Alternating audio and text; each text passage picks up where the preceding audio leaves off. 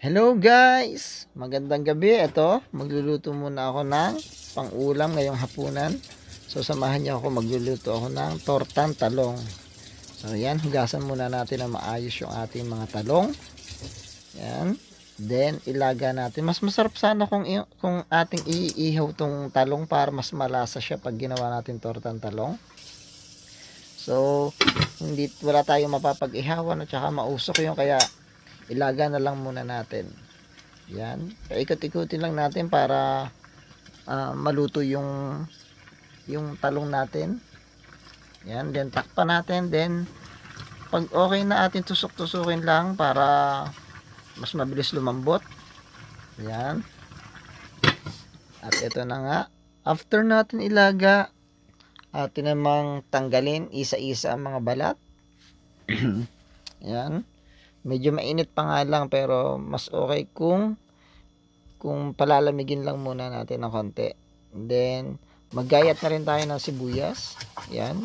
Okay sana kung may kamatis tayo. Kamatis. Kaso wala akong kamatis kaya sibuyas na lang. Then igisa na natin yung ating giniling.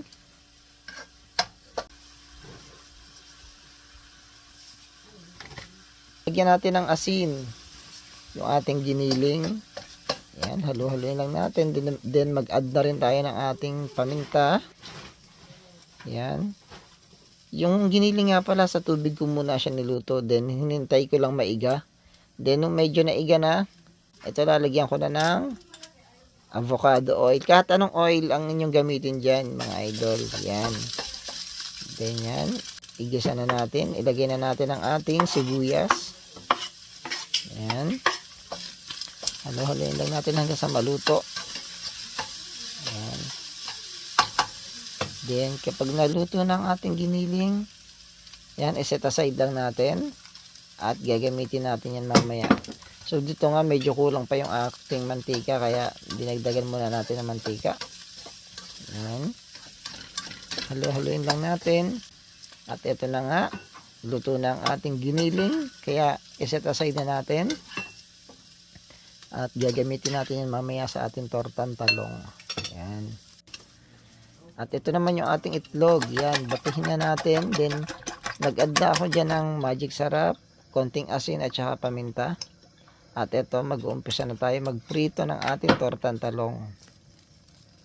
Painit na tayo ng kawali. Then, lagyan ng mantika. At ito na. Nilubog na natin yung talong sa itlog. Yan.